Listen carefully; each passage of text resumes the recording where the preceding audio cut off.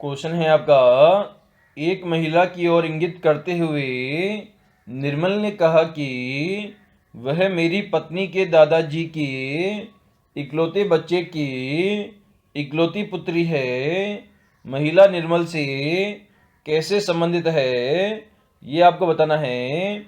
महिला और जो वुमेन है उसमें यहाँ पर रिलेशनशिप आपको क्रिएट करना है।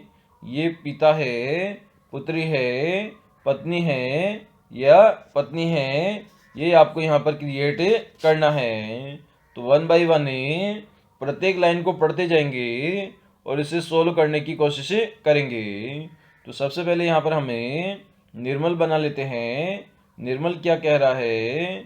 निर्मल यहाँ पर एक महिला की ओर इशारा कर रहा है और कह रहा है कि यहाँ पर एक वुमेन हम बना लेते हैं।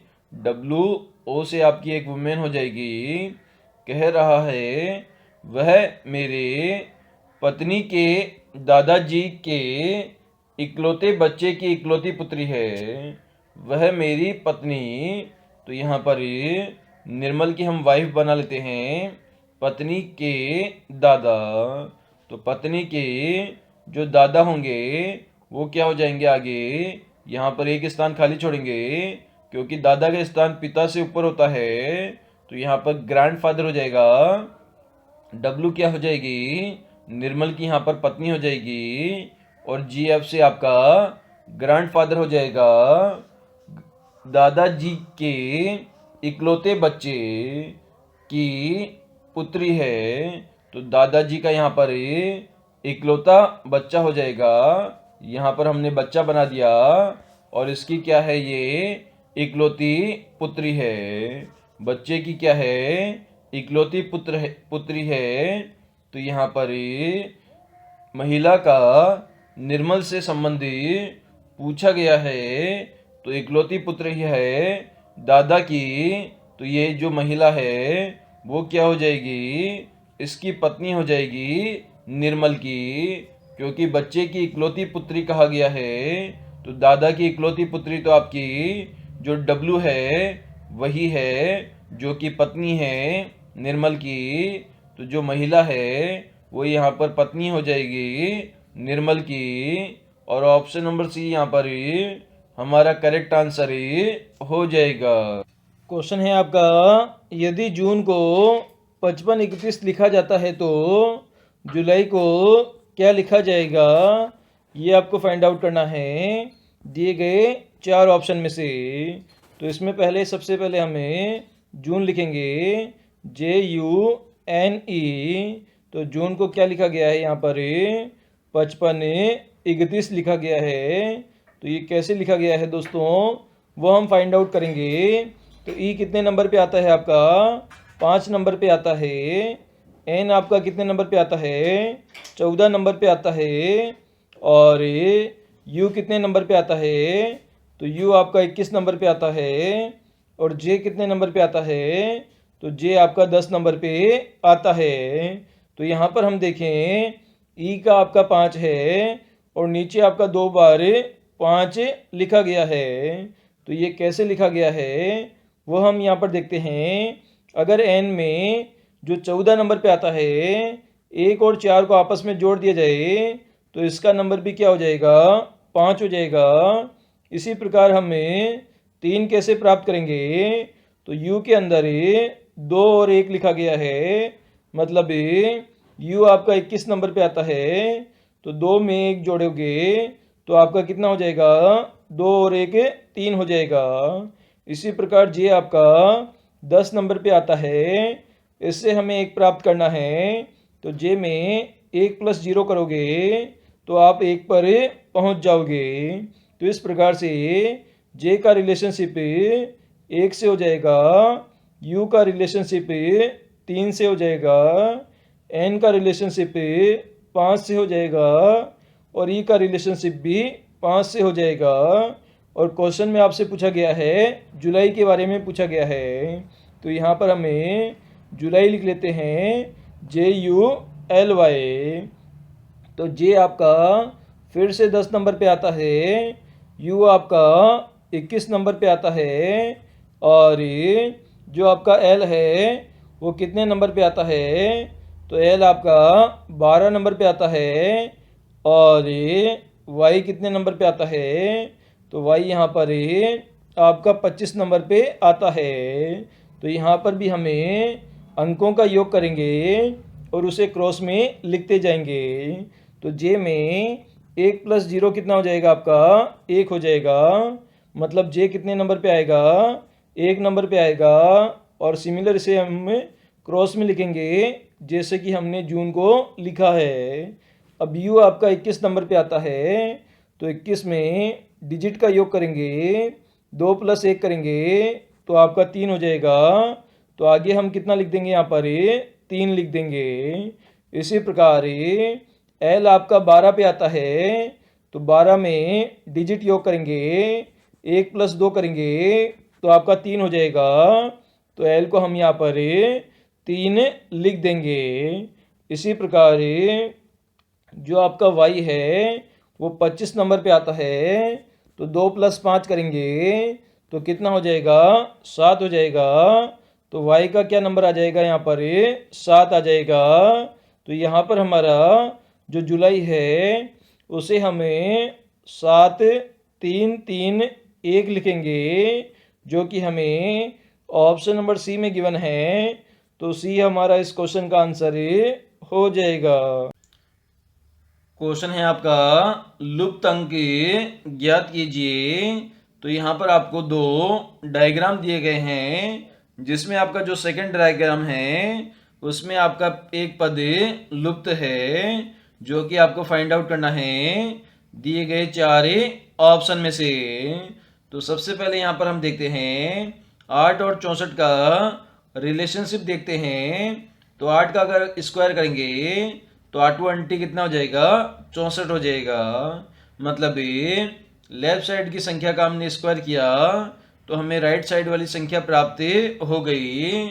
सिमिलर यहाँ पर भी ये लॉजिक लगाएंगे। तो यहाँ पर हमें जो लेफ्ट साइड में आपका 15 है उसका स्क्वायर करेंगे तो क्वेश्चन चिन्ह का मान आपको प्राप्त हो जाएगा। तो 15 का स्क्वायर कितना होता है आपका, 225 होता है। और ये आपको ऑप्शन नंबर डी में गिवन है। तो 225 हमारा दिए गए क्वेश्चन का आंसर हो जाएगा।